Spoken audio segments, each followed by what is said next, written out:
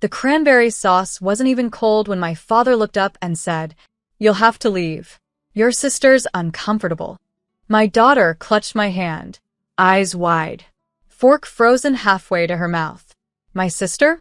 She sat across the room, smirking like she'd just won a game no one else knew they were playing. I blinked. Once. Twice. "You're kicking me out?"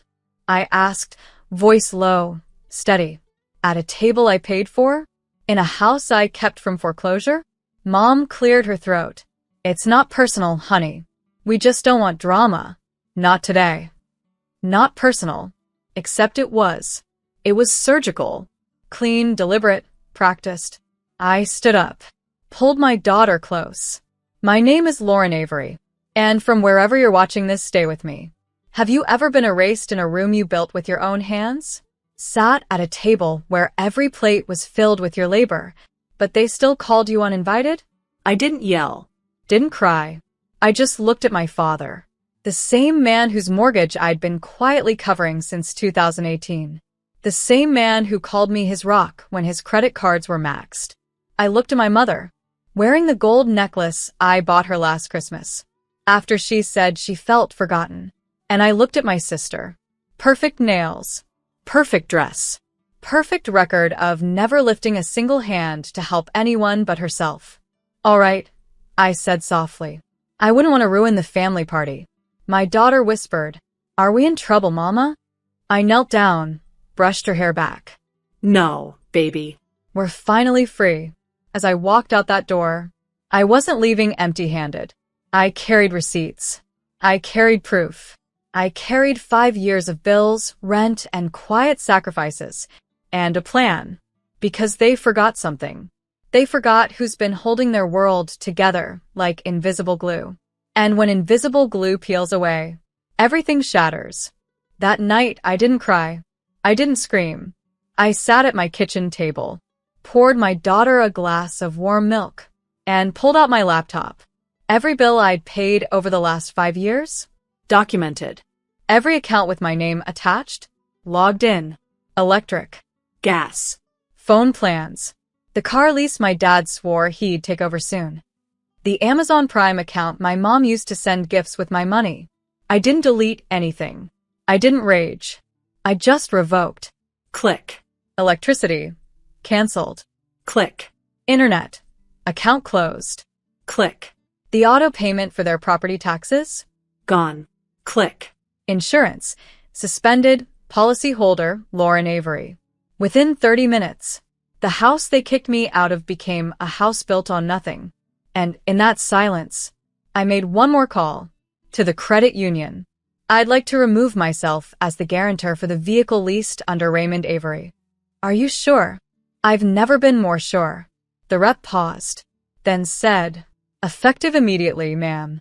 When I finally closed my laptop, I looked over at my daughter.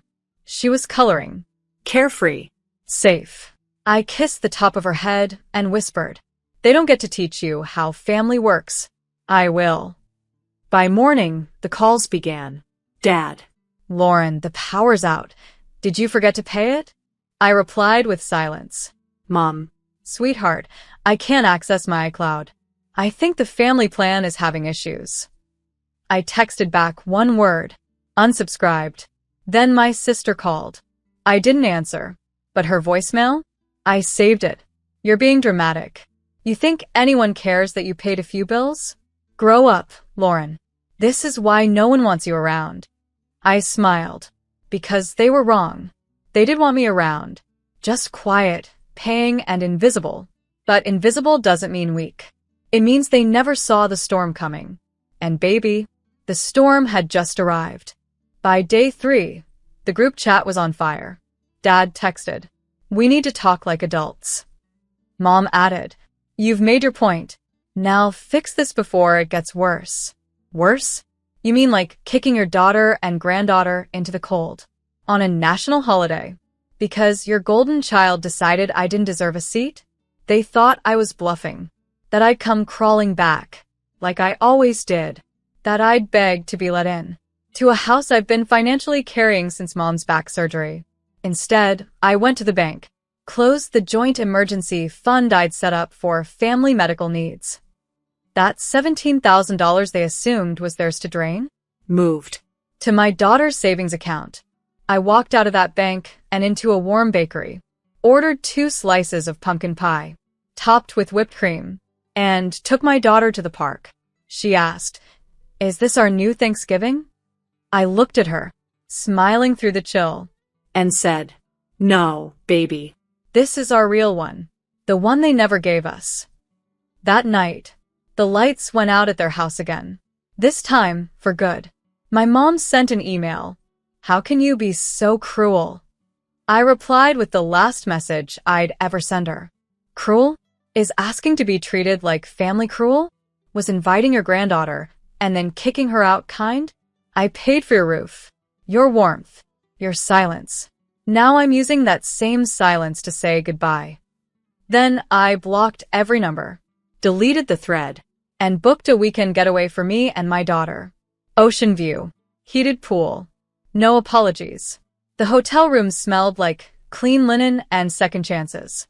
We watched cartoons, ate room service, and fell asleep without tension pressing on our chests. I didn't cancel the payments to be spiteful. I did it because I finally understood. They never saw me as family, just funding. And now, they could learn what it felt like to eat dinner without me holding the floor beneath them. 3 days after I vanished from their world, my sister showed up at my office, unannounced, uninvited, unaware that the receptionist had already been warned. "If Madison Avery shows up, let her sit. Don't let her in." She waited 40 minutes, then slipped a note through the front desk. "You're being petty. This isn't what Mom would want. Call me." I turned the note over. Blank. Just like every apology she's ever faked. This is the same sister who told me I was too intense for asking for respect. The same one who told my daughter to stop being so needy when she cried over not being allowed to sit at the kids' table. The same sister who smirked when Dad said, "You're not welcome at our party." But now? With no heat, no car, and no backup plan, now she wanted reconciliation. So I did what they never expected. I invited her to lunch. Neutral ground, Midtown Cafe, white walls, cold air, no emotion. She showed up with fake lashes, puffy eyes, and a tremble in her voice she thought I'd mistake for vulnerability. "You made your point," she said, forcing a laugh. "Now be the bigger person like always." I stir my coffee, looked at her, and said, "You didn't invite me to Thanksgiving. You erased me. You kicked out a child because she reminded you that love isn't something you get to gatekeep." Her lip twitched, but Dad was just trying to keep things calm. I raised a hand. "You don't get to rewrite what happened." She went quiet, then tried one more time. "Look, I know things got ugly, but we're family. Don't you want to move forward?" I leaned in. "I already did. Just not with you." I slid the check across the table. "Already paid. Already done. I hope someday you understand the difference between love and leverage. Until then, consider this my last lunch in your company." She sat frozen, like someone who just realized the bridge behind her had been dismantled one silent payment at a time. And I walked out. No drama. No scene. Just freedom. That was the day I stopped being the family's backup plan and started living like someone who knew the value of every unreturned favor. They thought it would end quietly, that I'd walk away, maybe cry a little, then eventually turn the lights back on. They didn't expect an audit, because when you've been paying your parents' bills for 5 years, you have records, spreadsheets, email receipts, statements signed in your name for their luxuries. Like the $6,200 family vacation to Maui that I wasn't invited to. The $2,000 sofa gifted to my sister. The cell phone line under my name. Used to block me. I called Vanessa, my attorney. Not to sue them. I didn't want their money. I just wanted truth on paper. Something they couldn't twist in family whispers. So we drafted it. A termination agreement. It listed every payment I'd made, every cost I'd covered, and every item they'd abused. The final page? A notarized affidavit. Effective immediately, Lauren Avery is not financially, emotionally, or legally responsible for Raymond and Clara Avery or their dependents. We sent one to their home, one to their lawyer, one to the family group email they used to complain about me. Silence. Then confusion. Then rage. Mom's voicemail came first. Why are you making this legal? You're turning your back on us. Dad's text followed. You think you're better than us because you make more money? And my sister, of course. This is so embarrassing. You're acting like a stranger. But here's the thing. They made me a stranger. The day they kicked me and my daughter out over family unity. They shredded every thread that ever bound us. So I didn't respond. Instead, I posted a photo. Me and my daughter. Holding mugs on a balcony. Smiling in sweaters that weren't bought with guilt. Caption. Grateful for peace. Grateful for freedom. Grateful for the silence money used to buy. No tags. No shade. But the message was clear. That Thanksgiving they fed themselves with entitlement. Now, they were choking on accountability. Because they thought they owned me. What they didn't know was that I kept every receipt. And now I'd sent them the bill. Winter came early. And with it, a storm they couldn't control. The house I'd been quietly keeping warm, now cold. The furnace repair they'd ignored last spring, never scheduled because I wasn't there to cover it. My phone stayed silent. But I heard from neighbors. They're using space heaters and arguing in the driveway. Your dad was at the hardware store asking about deferred payments. Your mom's been wearing the same coat for days, even indoors. They weren't just uncomfortable. They were unraveling.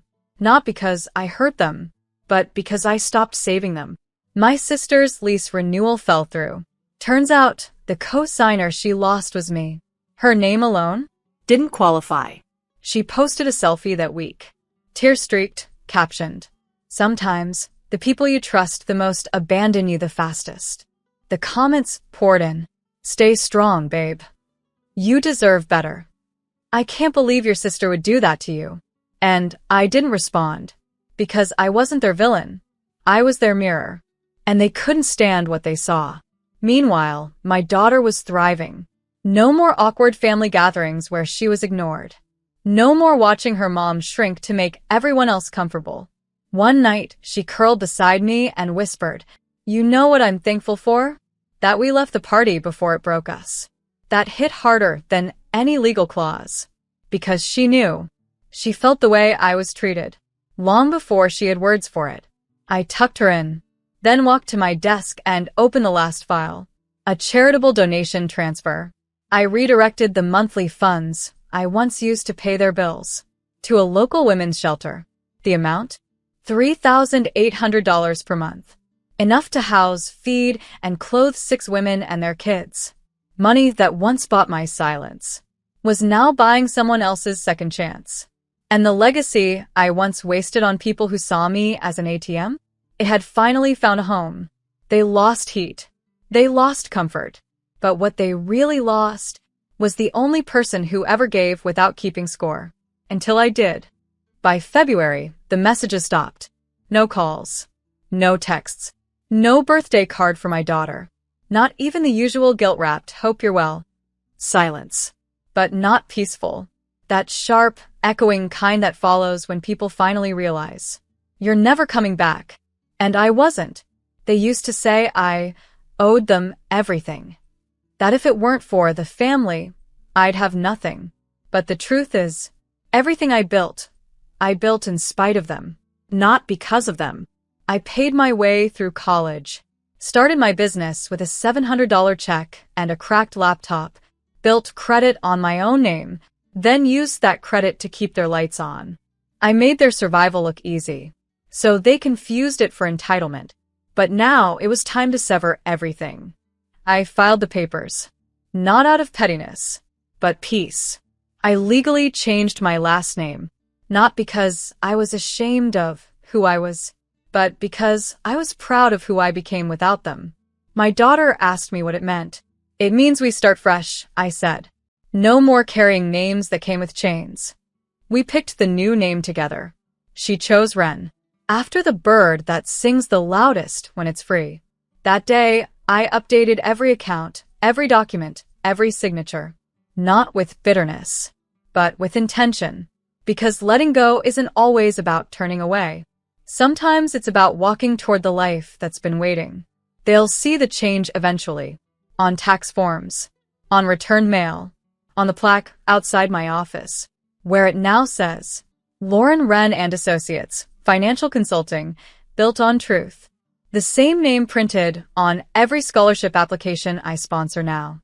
The same name my daughter writes with pride on every school form. We weren't erased. We were reborn. Without apology. Without guilt. I didn't just leave the table. I built a new one. And everyone sitting at it knows love isn't measured in silence or sacrifice. It's measured in respect. Spring came early. The trees bloomed. The air softened. And with it came one final letter. No return address. Just my old last name scribbled in my father's handwriting. Inside. We miss you. Your mother hasn't been herself. Let's forget Thanksgiving ever happened. You can still help us. You always have. I didn't cry. I didn't even blink. Because after everything, they still thought this was a matter of forgetting. Like my daughter hadn't been humiliated. Like 5 years of invisible labor could be swept away with one half-hearted paragraph. There was no apology. No accountability. Just need. The same need that built their comfort, but never their compassion. So I didn't reply. I didn't forward it. I folded it slowly and dropped it into the shredder. Because that's what you do with expired contracts. You destroy them. I took my daughter out for dinner that night. Just the two of us. No tension. No forced smiles. No pretending we were welcome in places that required our silence. She looked up at me and asked, Are they ever going to say sorry? I smiled. They already did. They just used the wrong words. They said, You're not welcome here. That was the apology. It showed us everything we needed to know. She nodded, and we clinked our glasses of sparkling apple juice. I raised mine and whispered, to never shrinking again. The next morning, I finalized one last change. I removed them from my emergency contact list. Because real emergencies don't need people who created the crisis. And then, I breathed. Really breathed. For the first time in years. The woman they kicked out at Thanksgiving was gone. The one who stood in her place now. Unbought. Unbothered. Unbreakable. They built a house with rules meant to exclude me. So I built a life that no longer includes them. Not out of vengeance, but out of healing. And every single breath I take in this peace-filled silence is another reminder. I was never the broken one. I was just the one who finally walked away.